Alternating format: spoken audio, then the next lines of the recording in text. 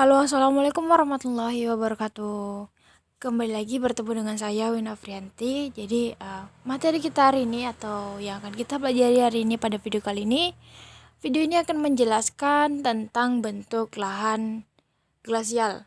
Untuk lebih mengetahui uh, apa saja penyebabnya, seperti apa bentuk lahannya, yuk simak videonya. Bentuk lahan asal glasial. Bentang alam glasial merupakan bentang alam yang dibentuk karena es yang mengalami akumulasi. Bentang alam ini banyak dijumpai pada daerah kutub, namun tidak jarang pula ditemui pada daerah lintang khatulistiwa dan lintang sedang, walaupun intensitasnya tidak sebanyak di daerah kutub. Di dalam bentang alam glasial pasti terdapat gletser, atau sebuah bongkahan es atau lapisan es yang luas. Gletser sendiri dapat terbentuk karena kompaksi dan rekristalisasi dan dapat berkembang di suatu tempat setelah mengalami beberapa periode tahun di mana es terakumulasi dan tidak melebur atau hilang. Berdasarkan letak, gletser terbagi dua, yaitu continental gletser di dataran yang luas dan Alpen Glacier di pegunungan. Selain terdapat gletser, daerah glasial pasti mempunyai hewan atau fauna endemik yang terdapat di dalamnya. Fauna yang tersebut mempunyai ciri khas dan keanekaragaman masing-masing di setiap jenisnya. Ada penguin, beruang kutub, dan lain-lain. Faktor pendukung terjadinya lahan glasial adalah tingginya tingkat presipitasi atau tingkat hujan, suhu lingkungan yang rendah pada musim dingin, es terakumulasi dalam jumlah besar, dan tingkat peleburan yang sangat rendah. Sifat khas gerakan gletser pada lahan glasial adalah pada tepi gerakan gletser lebih lambat daripada di tengah. Pada ujungnya lidah gletser itu lebih lambat daripada akarnya. Kita dapat menentukan bahwa gletser itu lambat laun menjadi pendek. Juga dapat ditemukan bahwa garis yang menunjukkan gerakan yang paling cepat letaknya tepat di tengah-tengah. Tetapi di sini kita lihat gejala yang sama seperti pada garis arus sungai. Definisi bentang alam glasial. Bentang alam glasial adalah bentuk lahan yang dipengaruhi oleh adanya akumulasi es atau salju atau glasial yang ditunjukkan pada daerah Antartika. Pada benua Antartika terdapat daerah kutub di sana yang menyimpan lebih dari 85% cadangan es dunia, 10% berada di Greenland, dan 5% sisanya tersebar di tempat lain. Macam-macam bentuk lahan di bentang alam glasial. Berbicara mengenai bentang alam glasial, pasti tidak akan lepas dari yang namanya gletser. Gletser itu adalah suatu hamparan es yang luas yang terdapat pada permukaan bumi. Gletser di muka bumi ini banyak bentuknya dan banyak pula jenisnya. Di antaranya adalah sebagai berikut. Gletser pada es dan tubuh es yang terbentuk karena rekristalisasi dari salju dan dalanan air yang secara keseluruhan atau sebagian terletak dalam suatu lahan yang memberikan kenampakan tersendiri, yaitu suatu bentukan gerakan. Ini menurut Flynn tahun 1957. Oke, kita lihat ini adalah gambar ketika lateral moraines, terus ada regional moraines dan terminal moraine. Inilah gambar sungai yang membeku. Jadi ketika membawa material-material es, maka dia akan mencair di ujungnya, ia akan sedikit-sedikit meleleh. Terminal moraine adalah bagian yang paling luar. Bagian kedua itu regional moraine dan lateral moraine yang paling jauh.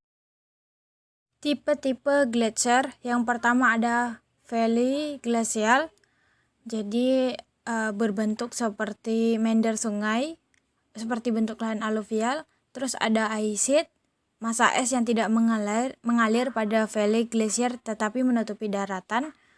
Selanjutnya ada ice cap yang lebih kecil, terdapat pada daerah seperti valley glacier di laut Arktik, Kanada, Rusia, dan dataran Siberia. Selanjutnya ada iceberg.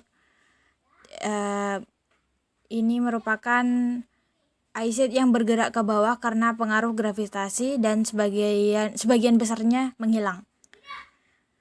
Berdasarkan tempat terjadinya, ada Alpengletser yang didapatkan pada daerah dengan elevasi lebih dari 6.000 meter di atas muka laut, dibatasi oleh lembah-lembah yang curam di pegunungan.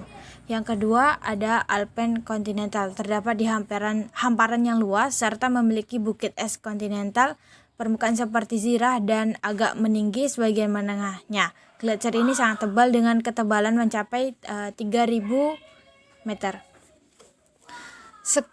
Selanjutnya ada Skandinavia Gletser, terdapat di negara-negara Skandinavia, dataran yang hampir rata dan yang terangkat terpotong-potong oleh permukaan bumi. Di sini dengan demikian rupanya lain sekali dengan relief di Gunung Alpen. Piedmont Gletser, gletser yang didapatkan pada alur-alur Vallejo Gletser dan berakhir pada dataran rendah, contohnya di Alaska. Kemudian ada Till. Till adalah batuan yang hancur dari dinding lembah yang terendapkan mengisi gletser, berasal dari ice sheet membawa fragmen batuan yang terkikis. Ini adalah bentuk lahan endapan dari gletser. Selanjutnya ada erratic, yaitu es yang berukuran jumbo yang tertransport oleh es yang berasal dari lapisan batuan yang jauh letaknya. Kemudian ada moraine, merupakan til yang terbawa jauh gletser dan tertinggal dan mengendap setelah gletser menyusut. Kemudian ada drumlin, adalah endapan yang mempunyai bentuk topografi yang kecil dan merupakan oval hill, sumbu memanjang. Drumlin biasanya sejajar dengan arah gerakan es. Kemudian ada Outwest, dataran dengan slope rendah hasil pengendapan sungai pencairan es terletak di depan tubuh gletser. Selanjutnya ada Kame, adalah bukit-bukit kecil hasil pengendapan dari cairan es.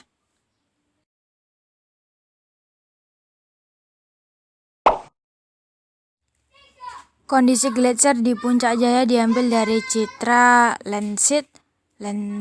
Foto di ujung kiri merupakan kondisi di tahun 1990 yang memperlihatkan 5 gletser. Seiring foto yang berderet ke kanan, jumlah itu semakin menyusut hingga foto di ujung kanan pada tahun 2010 hanya 3 gletser yang kondisi mengenaskan yang tersisa karena pemanasan global. Hasil citra satelit ICONOS pada tahun 2006 juga menunjukkan bukti lain, penyusutan luas permukaan es mencapai 90% atau hanya tersisa sekitar 2,3 km persegi pada tahun 2000 dan 2,1 km persegi pada tahun 2002. Dari penelitian terkini, banyak ahli memperkirakan umur salju abadi di puncak Chartens tidak akan lama lagi, karena banyaknya proses pemanasan global di daerah es. Ahli iklim dan laut Indonesia Dwi Susanto mengatakan jika umur gletser di puncak pegunungan Jayawijaya hanya bakal bertahan sekitar 20-30 tahun lagi. Pencairan itu katanya disebabkan oleh perubahan cuaca yang begitu ekstrim dalam kurun waktu singkat, dalam kurun waktu yang cepat. Permasalahan yang timbul pada lahan asal glasial, mencairnya es di kutub dan efek bagi kehidupan manusia. Efek yang sudah dan diprediksi terjadi, yang pertama, lapisan es terus menipis dalam 3 dekade terakhir. Lapisan es di lautan sekitar kutub menyusut sekitar 950.000 km persegi. Tidak ada es di musim panas kutub utara tahun 2080. Ini prediksi ilmuwan Jerman. Permukaan air laut meninggi. Jika semua lapisan es mencair, diperkirakan permukaan air laut akan naik rata-rata 90 cm. Pemicu drastisnya penyusutan lapisan es adalah pemanasan global yang dipicu aktivitas manusia. Pemanasan global terus berlanjut. Diperhitungkan adanya pemanasan antara 8-10 derajat Celcius di kawasan lintang kutub utara. prediksi ilmuwan Jerman. Hancurnya ekosistem dalam 80 tahun mendatang di setiap musim panas, lapisan es kutub utara akan mencair seluruhnya. Pastilah terdapat konsekuensi drastis bagi flora dan fauna di kawasan kutub utara.